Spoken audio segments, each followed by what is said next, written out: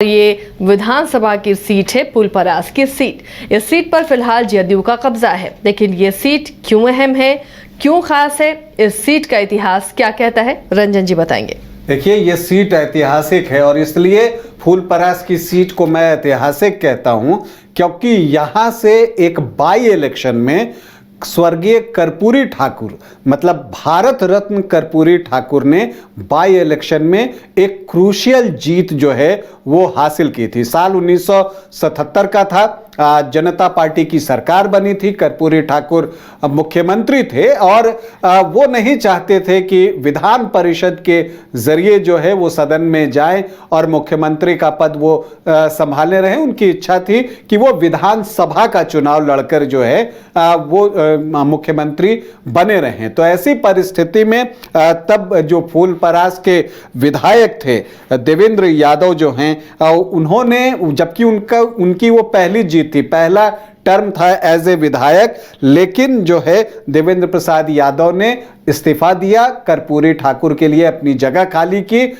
और फिर कर्पूरी ठाकुर वहां से चुनाव लड़ते हैं और जीतते हैं। क्या जीत का मार्जिन था विधानसभा चुनाव में 1977 में, जबकि वोटर्स बहुत कम होते थे, तब कर्पूरी ठाकुर ने 65,446 वोटों से यहां जीत हासिल की थी। तो यह बताता है कि उनका व्यक्तित्व क्या था, उनका करिश्मा क्या था और वो वहां से जो है वो मुख्यमंत्री पद पर बने रहे। लेकिन देखिए, जब इस सीट की आप बात करते हैं और कर्पूरी ठाकुर की बात निकली है, तो इस सीट पर जो सबसे बड़ा चैलेंज है आरजेडी के लिए, फिलहाल ये सीट जो है वो जेडीयू के पास है। आरजेडी के लिए जो बड़ा चैलेंज होता है, जो मिथिला की आप बात कर लीजिए, तो मिथिला में बहुत अच्छी स्थिति जो है वो आरजेडी की नहीं दिखती है कोशी क्षेत्र में। तो उसकी जो वजह है कि यहाँ जो अति पिछड़ी जातियां होती हैं वो जेडीयू को वोट करती रही हैं और इसी कड़ी में अब चूंकि कर्पूरी ठाकुर को भारत रत्न का से सम्मानित किया गया है और इसके अलावा जो उनके बेटे हैं वो केंद्र सरकार में मंत्री हैं, रामनाथ ठाकुर, तो एनडीए इस बार पूरा ये फोकस करेगा, वो चाहेगा कि स्वर्गीय कर्पूरी ठाकुर के नाम पर यहां पर पिछड़ों को गोलबंद किया जाए एनडीए के पक्ष में। और ये बात आरजेडी के भी समझ में अच्छे से आ रही है और यही वजह है कि जब कर्पूरी ठाकुर की जो जयंती मनाई गई इस साल 2025 में, तब जो है तेजस्वी यादव ने फूलपरास में एक बड़ी सभा की थी उनकी जयंती के अवसर पर और वहां पर एक तरह का आप कह सकते हैं कि वो शक्ति प्रदर्शन में था और उन्होंने ये बताया कि कर्पूरी ठाकुर के अनुयायी हैं ये तेजस्वी यादव या लालू प्रसाद यादव के बारे में, और उन्होंने बीजेपी की यहां पर आलोचना भी की। तो कुल मिलाकर इस सीट के महत्व को आरजेडी भी बेहतर तरीके से समझ रहा है और एनडीए भी इस सीट को समझ रहा है। और चूंकि जितनी बड़ी सभा हुई तेजस्वी यादव की और चूंकि यहां पर यादव वोटर्स जो हैं वो बहुत ज्यादा संख्या में है, आप कह सकते हैं यादवों की बहुलता है फूलपरास सीट पर, तो चूंकि इतनी बड़ी सभा हुई थी तेजस्वी यादव की, तो एक सवाल ये भी लोगों के मन में उठने लगा है कि क्या राघवपुर के साथ फूलपरास से भी तेजस्वी यादव चुनाव लड़ेंगे क्या, क्योंकि वो एक संदेश देना चाहेंगे। और यहां पर अगर वो चुनाव लड़ते हैं और जो पिछड़ी जातियों के वोट हैं और अति पिछड़ी जातियों के वोट, अगर उसको वो आरजेडी की तरफ गोलबंद कर पाते हैं, तभी जाकर जो है वो मिथिला की अगर आप बात कर लीजिए तो वहां पर उनकी पकड़ जो है वो मजबूत होगी, जिसकी कि आरजेडी को सख्त जरूरत है। तो क्या ये फैसला आरजेडी नेतृत्व की तरफ से लिया जा सकता है? हालांकि मंगनीलाल मंडल जो हैं उन्होंने जेडीयू से इस्तीफा दे दिया है, आरजेडी ज्वाइन किया है, उनको भी प्रॉपर इंपॉर्टेंस देने की कोशिश जो है हो रही है। लेकिन ये सब चीजें तो इतर हो गई। अब हम आंकड़ों पर आते हैं तो देखिए, जो पिछला चुनाव यहां पर हुआ था 2020 का, तब यहां से शीला कुमारी चुनाव जीतने में सफल रही थी। शीला मंडल, और वो धानुक जाति से आती हैं, और आपको बता दूं कि वो पहली बार चुनाव जीती और तब भी उनको मंत्री बनाया नीतीश कुमार ने। मतलब कि उनकी योग्यता पर पूरा भरोसा है जेडीयू को। और जो शीला मंडल हैं पोस्ट ग्रेजुएट भी हैं, कविताएं लिखने का भी उनको शौक है, और अति पिछड़ी जाति से आती हैं, धानुक कम्युनिटी से आती हैं। और आपको बता दूं कि जो उनके चचेरे ससुर हैं वो धनिक लाल मंडल जो है वो इस क्षेत्र में काफी उनका भी सम्मान है। और जो इनके जेठ हुए, जो धनिक लाल मंडल के बेटे हुए भूषण मंडल जो हैं वो भी लोकहा से विधायक हैं, लेकिन वो जेडीयू नहीं आरजेडी से विधायक हैं। तो ये एक उनकी फैमिली के बारे में जानकारी थी। लेकिन यहां पर आप देखिए तो ज्यादातर जो जीतने वाले उम्मीदवारों के नाम आप देखिएगा तो यादवों की संख्या ज्यादा दिखेगी, धानुक भी हैं। 1952 में एकमात्र काशीनाथ मिश्रा ने कांग्रेस के टिकट पर यह जीत हासिल की थी। तो यहां पर यादवों की संख्या अच्छी दिखती है, और यही वजह है कि पिछली बार, चूंकि इस सीट पर जो है पिछली बार कांग्रेस ने चुनाव लड़ा था। इनफैक्ट अगर आप देखें तो 2020 और 2010 में कांग्रेस ने ही उम्मीदवार दिया था, आरजेडी ने यह सीट कांग्रेस के लिए छोड़ी थी। और तब कांग्रेस ने जो है पूर्व मंत्री कृपानाथ पाठक को चुनावी मैदान में शीला कुमारी के खिलाफ उतारा था। और देखिए परिस्थितियां ऐसी लगने लगी थी कि शायद महागठबंधन के फेवर में जाए, क्योंकि एलजेपी से विनोद कुमार सिंह चुनावी मैदान में उतर गए थे। वो जो है जेडीयू के पूर्व एमएलसी थे, और अभी वापस फिर चुनाव के बाद वो अब आ गए हैं जेडीयू में ही हैं, लेकिन उस वक्त एलजेपी के टिकट पर चुनाव लड़ रहे थे।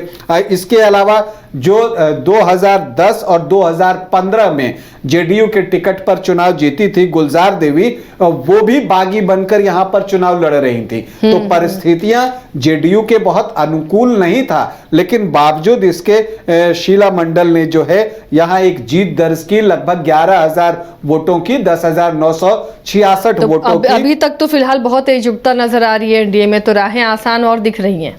जी हाँ, देखिए अब आपको एलजेपी का कोई कैंडिडेट नहीं मिलेगा। मुझे लगता है कि अब शायद कोई बागी भी इस तरह का न मिले, चूंकि देखिए जो गुलजार देवी हैं जो कि 2 बार यहां से चुनाव जीती हैं, उनका भी एक फैमिली बैकग्राउंड रहा है। उनके जो पति देवनाथ मंडल थे वो यहां से 3 बार विधायक रहे हैं। सबसे ज्यादा कोई अगर विधायक रहा है इस विधानसभा से तो देवनाथ यादव ही हैं, जो कि 3 बार यहां से जो है वो विधायक बने हैं।